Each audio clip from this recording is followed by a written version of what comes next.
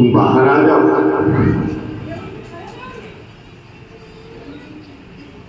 जब भोजन खा लिया, भोजन के रूप में उसको पका के खिला दिया, इनसे बड़ा आतंक फैला हुआ था। आतापी वातापी से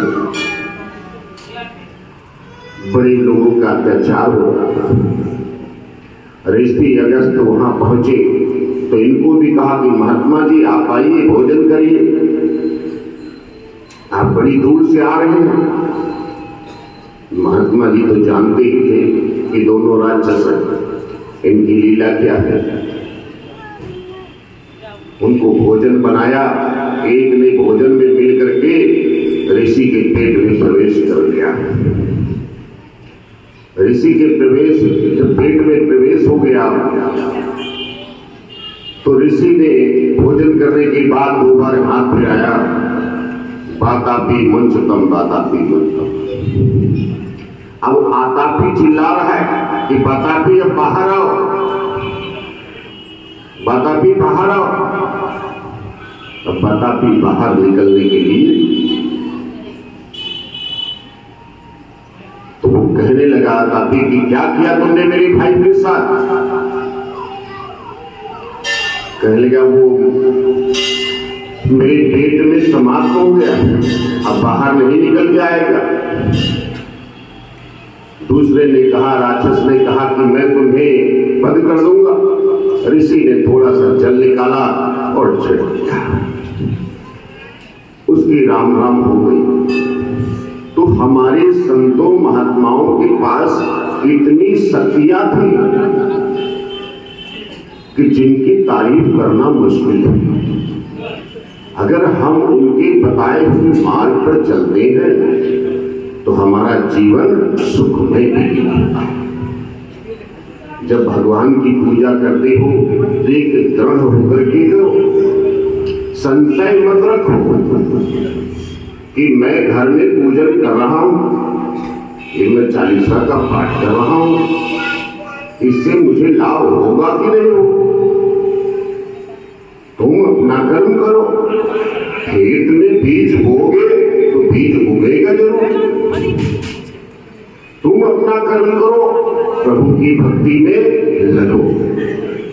जैसे कि मैं अक्सर ही कहता रहता हूं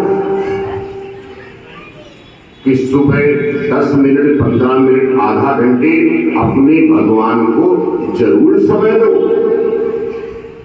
ड्यूटी जाने से पहले भगवान का पूजन जरूर करो। सुबह स्नान ध्यान करके भगवान का ध्यान जरूर करो। रोज थोड़ा थोड़ा पानी भगवान के चरणों में चढ़ाते हो, भगवान को भोग लगाते हो, भगवान की मिन्नत करते हो। आप इसे रगड़ करे जो कोई अग्नि प्रकट चंदन से हुई, वो अग्नि धीरे धीरे भगवान उस मूर्ति से तुम्हारे शरीर की रक्षा करने के लिए प्रकट हो जाते हैं। हमारे भगवान ऐसे हैं, ये हमें नहीं सोचना कि अरे इतनी हम पूजा पाठ करते हैं और मेरे घर के कष्ट नहीं दूर होते हैं, हम तो बड़ा दुखी रहते हैं, मेरे घर में बीमारियां बहुत रहती हैं। ये सोचो, उन बीमारियों के माध्यम से हम भगवान की भक्ति में लगे हैं, भगवान की भक्ति में हम लगे हैं। ऐसी कृपा है भगवान की कि वो सीधे तो नहीं कह सकते।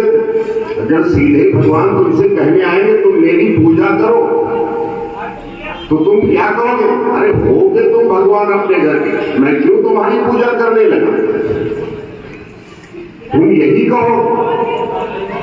भगवान ने उसका बहाना ढूंढा कि थोड़ा सा ये कष्ट है, इसी बहाने ये मेरे पास आएगा। सुख और दुख भगवान ने बनाए। जब दुख तुम पे होगा तुम भगवान के पास जाओगे। जैसे तुम्हारी जेब में पैसा नहीं होता है, तुम अपने माँ बाप से कहते हो पिताजी मेरे पास पैसा नहीं, उसी तरह मेरे भगवान भी हैं। तुम्हें कोई तकलीफ हो अपने भगवान से कहो और दिल से कहो, उसमें संशय न रखो। उसमें कोई भी अपने अंदर संशय रखने की जरूरत नहीं है। ये समझ लो कि मैंने भगवान से कह दिया, मेरी रास्ता भगवान स्वयं बनाएंगे। मेरा काम था अपने पिता से कहना, मैंने पिताजी से कह दिया, आगे वो समझदार है, ज्ञानी है, महात्मा है, नारायण है, परमात्मा है, वो मेरा काम स्वयं संभाल लेंगे। उनकी इच्छा होगी तो मुझे करोड़पति बना देंगे। उनकी इच्छा हुई आज का भोजन नहीं मिला तो कोई बात नहीं।